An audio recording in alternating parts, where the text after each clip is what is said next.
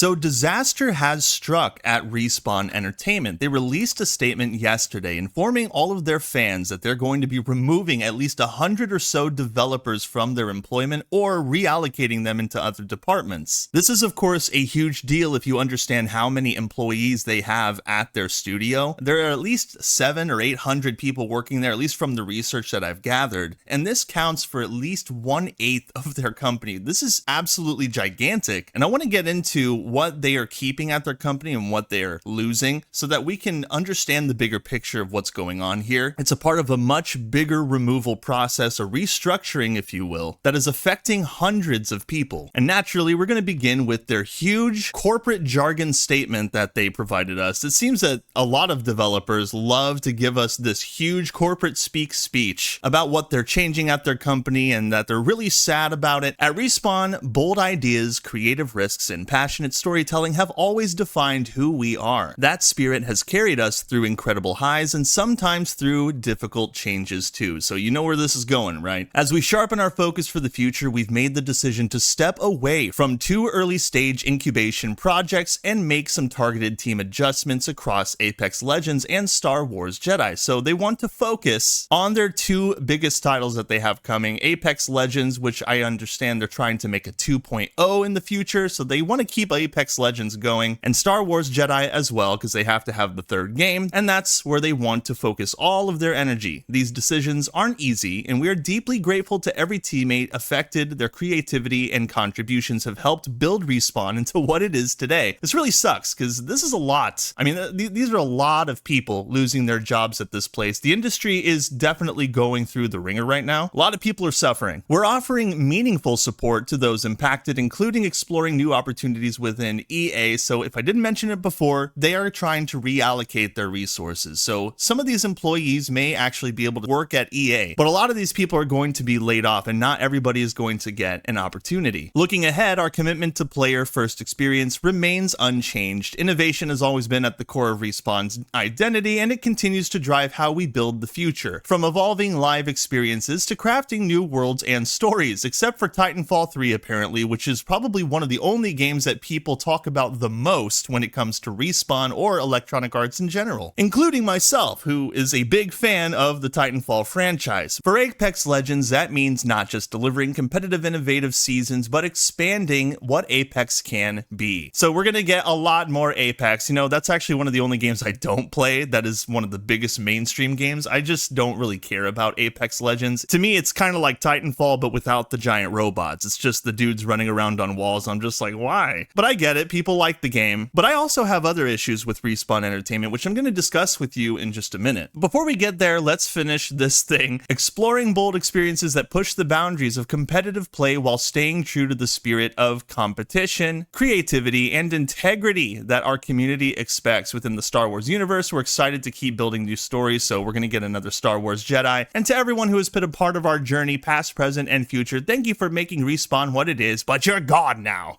We carry your legacy with us into everything we create next, except Titanfall 3. Now, here's the thing about Titanfall 3. I don't even know if we were ever going to get that. Rumors have swirled about the game's existence for at least the last couple of years, and more recently, there were rumors that were debunked that it was almost complete, but there were earlier rumors about 10 or 11 months ago that it was underway. What has been revealed through information that I have gathered through the interwebs is that the game that was canceled, there were a couple of incubation projects, quote unquote, that they have canceled, one of them being Titanfall game. Now, this was not a Titanfall 3 or Titanfall sequel, it was somewhat of an extraction shooter, and people were attacking this prospect, saying that it's no longer Titanfall. Now, the thing about that is that extraction shooter is pretty much what Titanfall was. I mean, it is a PvPvE game. You do fight NPC soldiers during your multiplayer matches and NPC robots sometimes, and there are objectives. I mean, one of the objectives of that game is to extract from the level at the end when you're trying to escape because you've lost the match. You're trying to get your robots and soldiers out of there before they all get blown up by the victors, right? So it's kind of like an extraction shooter, but I think that these people are talking more in terms of extraction shooter like Marathon, which is like 2 to 3 people versus 2 to 3 people, like teams versus teams, gathering loot, completing different objectives throughout the match, and then completing PvE objectives and whatnot. So it's not exactly the same, although I feel that it shares similar elements with the actual objectives of the Titanfall franchise. That being said, we'll probably never know because it seems that they've put this project, as well as other projects, on ice in favor of Apex Legends, unfortunately. Now, there are a couple of issues that I take with Respawn Entertainment in general. And again, we will get to that in just a moment, but I want to explain the bigger picture of what's going on here because this is part of a bigger disaster. Electronic Arts laying off 300 to 400 people, including the 100 at Respawn Entertainment. So Electronic Arts is laying off hundreds of people. This is from Insider Gaming in a mass layoff at the California-based publisher. In a new report from Jason Schreier of Bloomberg, somewhere between 300 to 400 people were let go from the company. That includes the roughly 100 people already confirmed to be impacted at Respawn Entertainment after it canceled 2 games. In addition to the layoffs, Schreier says that one of the canceled games at Respawn was an extraction shooter set in the Titanfall universe. So whatever you think about extraction shooters, there is a chance that you could expect something similar from that Titanfall game, but I don't think that it was Titanfall 3. Maybe it was Titanfall 3, and then they were just going to change the features of the game to revolve more around an extraction type playstyle. If that was the case, then it probably would have been a controversial release, in my opinion. A lot of people probably would have been mad, but I'd say that longtime fans would have adjusted, adapted. I wouldn't have been completely against it. I've played extraction shooters. It really just depends on what kind of game it is to me. I don't find them unenjoyable. I just see a little bit too much of it going on. It seems like most developers that are focused on competitive multiplayer games, they all want to go down the extraction shooter route. And so I see this being an oversaturated market, and a lot of players are going to be spread thin, bouncing in between these games. And I don't think that it's going to be a positive, long-lasting experience, though it probably will be a long-lasting experience simply due to the fact that they seem really passionate about going down this path. But EA is scheduled to report all of these losses at the Q4 and FY 2025 earnings on May 6th. It's expected that the layoffs will be addressed alongside the full 2026 financial forecast during the call. So we will have more information on how much damage is being caused to Electronic Arts. They have not had a good track record lately, especially when it comes to their huge titles like Dragon Age Veilguard. But when it comes to the Jedi games, they're actually doing pretty good. You know, that's one of the titles that I enjoy. Now, will we enjoy the third game of the Jedi franchise? I'm not so sure. There's a good chance that it will have really cool, interesting mechanics, just like the first and second game, but there is also a chance that it could be completely ruined by their agenda-driven programs that are poisoning their company. And I don't know how long they have been poisoned by these things, but it is something that we have to talk about today. Because I just had to go to the website. I was checking out some of the job openings that they have at Respawn Entertainment, and it is true that they are opening a bunch of positions up for Apex Legends and Star Wars Jedi. And of course, you don't see anything Titanfall related over there, but I was like, you know what? Just for the heck of it, I'm going to take a look at their culture page. I'm like, I just want to see what kind of shop they're running up there, because usually when I see culture, it could go either way. It's like a 50-50 thing. Either they're going to be like, we've all been passionate, loving gamers for like 20 years now, and we're really, really excited to bring a lot of great experiences to players worldwide. And then other times it can just be like diversity, diversity, diversity, LGBTQ, inclusivity agenda. And unfortunately for them, the latter appears to be the case, because it says right here, a culture of belonging, and following along with it, one of our company values is be inclusive, with a huge photo showcasing a crap ton of rainbows with a rainbow lettered Inclusion Matters banner. A bunch of people wearing rainbow shirts, rainbows everywhere. I just, at this rate, are we even surprised that they go this route? How much of this is due to Respawn Entertainment, and how much of this is due to Electronic Arts? Does it really matter at this point? This is why I'm skeptical about their future titles. I mean, they are going all out on this stuff. This is the kind of thing that one would consider a woke treasure trove because of how hard they're going with this thing. We strive to be allies and advocates by listening, learning, and speaking out against hatred and toxic behavior, right there. By creating diverse characters and telling inclusive stories, we spotlight many perspectives and amplify the voices of underrepresented communities in our games. We champion projects and highlight social issues that impact us all because we care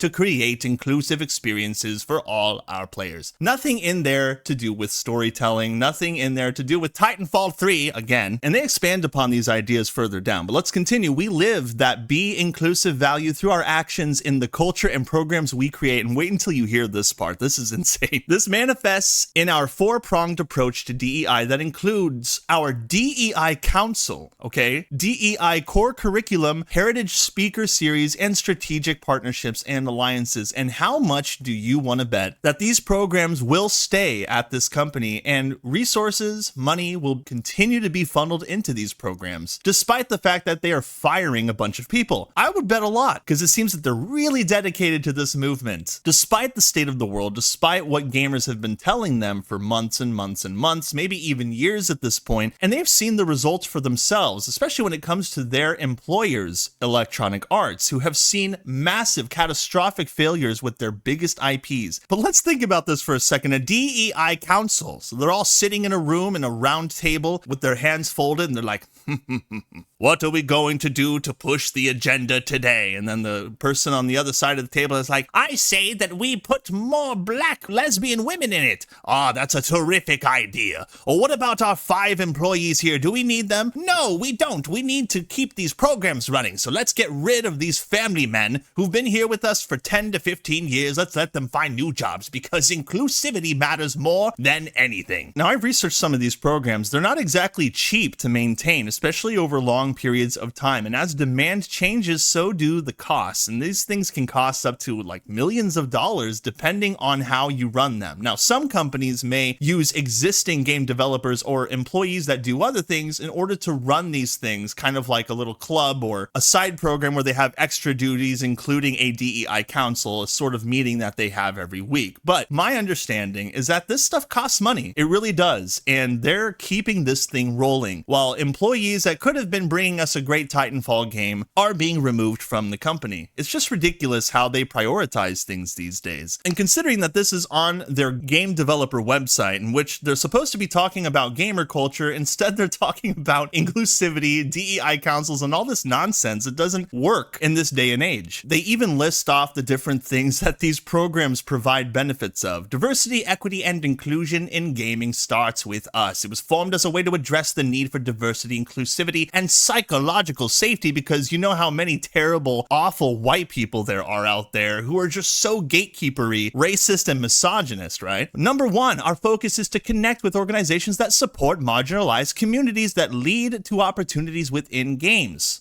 Number 2, our focus is on training and development of employees through the lens of DEI by providing learning opportunities in an equitable manner. Number 3, our focus is to foster a sense of belonging by providing opportunities to learn through our speaker series, foundational DEI Learning and Heritage Month celebrations, which cost money. Number 4, our focus is to amplify diverse voices in games through partnering with developers on initiatives that directly impact our games. Number 5, accessibility to the forefront through educational resources. So yes, they're pushing this stuff hardcore. But you know what's really funny about this? The biggest kicker and why I showed you all of these things following that post from them on X? It's because of the X post itself. Do you see any mention of DEI in this post? No, which tells me that they are going to be allocating their resources to make sure that these programs that they have embedded into their company survive, while the projects that actually matter to gamers out there are going to be, for all intents and purposes, destroyed. So what kind of hope am I supposed to have in a Jedi sequel when it's being told to me that these programs are going to take priority for the foreseeable future? It makes me think that maybe the next Star Wars Jedi game isn't going to be that great, and Apex 2.0, for what it's worth, is probably going to push an agenda. Maybe it already was pushing an agenda. I don't even play Apex Legends all that much, but again, that's not why I was a fan of Respawn Entertainment in the first place. You know, a big problem that I'm seeing these days is that a lot of these developers who have been around for like 10, 20, 30 years, they all go down this route eventually, and it's just making me realize realize that we consumers are very consumer brained, and some of us really need to get out of that consumer mindset. We're always wishing for our companies to do the right thing by us, to make these games for gamers, rather than focusing on these DEI initiatives, which have proven to be disastrous for a lot of these companies. It seems that no matter what we do, no matter what we say, they continue to be dedicated to these types of movements. And if that's the case, then I can't see these companies being around for very long. So what do we do in response? This generation should probably think about becoming developers. Stop being in a consumer mindset where you're just wishing for these companies to do what you want, because there's a good chance that they're just not going to. A lot of these companies are willing to go into complete bankruptcy. Just see Ubisoft and what they've been going through lately, and you'll understand that this is a way bigger issue that probably can't be solved solely by raging online about it, talking about it, and just making content. You know, there is a bigger issue at play here. The gaming industry is going through a huge firestorm, and a lot of gamers are being caught in the middle of it. They're still in a consumer mindset where they're like, listen, you just need to make these games so that we can be happy with you again. But I don't know if that's going to happen. A part of me thinks that it's not going to happen. So why don't we all just become game developers? I believe that if we really want to bring change, we need to just develop games. We need to be the next generation that makes video games. We need to be the next Bethesda. You know, we need to be the next Respawn, the next BioWare. These developers that brought us some of the greatest titles we have ever known have grown into these big corporate morons that push these idiotic things. It historically has not been working out for them, but it also hasn't been working out for us either. It's not really that difficult to make a game anymore. All it takes is time, effort, study. All you have to do is sit and work on it. You just have to learn about the game development process. You have to learn about game design, character, and environment design. I think that these things can happen. The mainstream, I think, is just lost at this point. People are just like,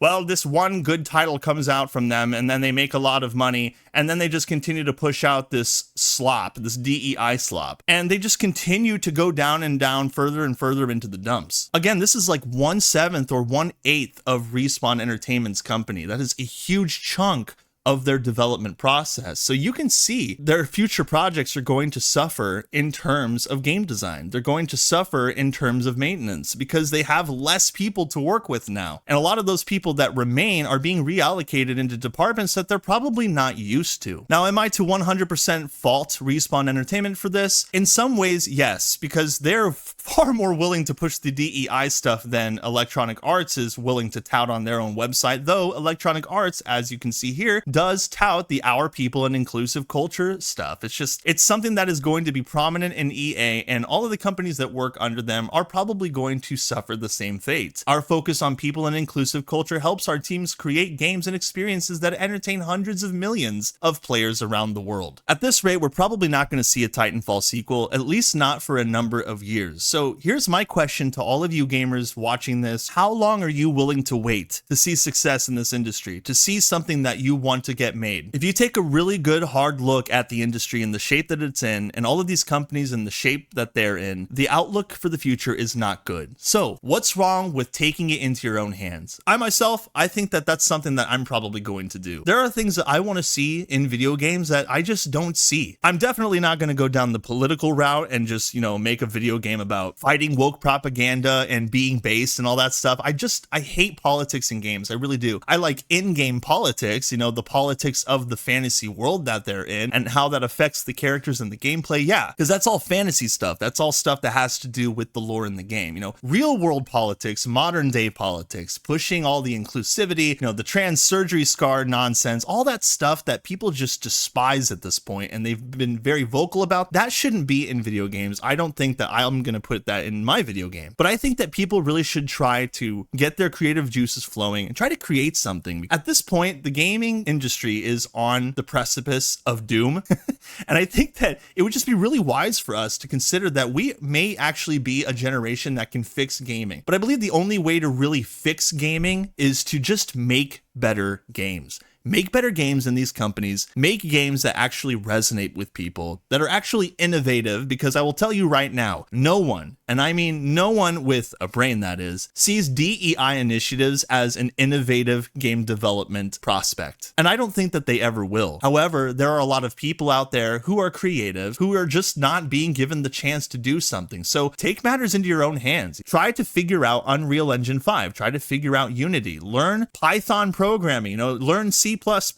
Just learn how to do these things and create a video game. I'm probably going to do it. And people who don't watch this video probably won't ever know that I'm going to be doing that. But it is something that I've been considering planning out for a long time. Now, considering the state of the world, the state of politics, and how we've actually been getting win after win over the last year, I don't even know if my channel is going to survive this terrain. However, I'm hopeful. I did release a video a few days ago. It didn't get all that much attention, and I seem to be bleeding subscribers. So who knows? Maybe at the end of this entire thing, I'll just be at 0 subscribers, and then I can just, fade into the background like a lot of other YouTubers do these days. But, I'm giving it a shot. We'll see how things go. But I'm very curious to know what you guys think in the comments. I would very much love to hear your thoughts on the matter, where Respawn might be going in your opinion, where EA might be going in your opinion, and how this may relate to the entire gaming industry as a whole. And that is all I've got for you guys in this video today. I hope you all enjoyed it. If you haven't had the chance to like it and share it with your friends, that would be awesome. And hey, if you're feeling ultra spicy, consider subscribing to my channel so that you're always up to date on what kind of thing I've got going on. I look forward to seeing you all in the next one.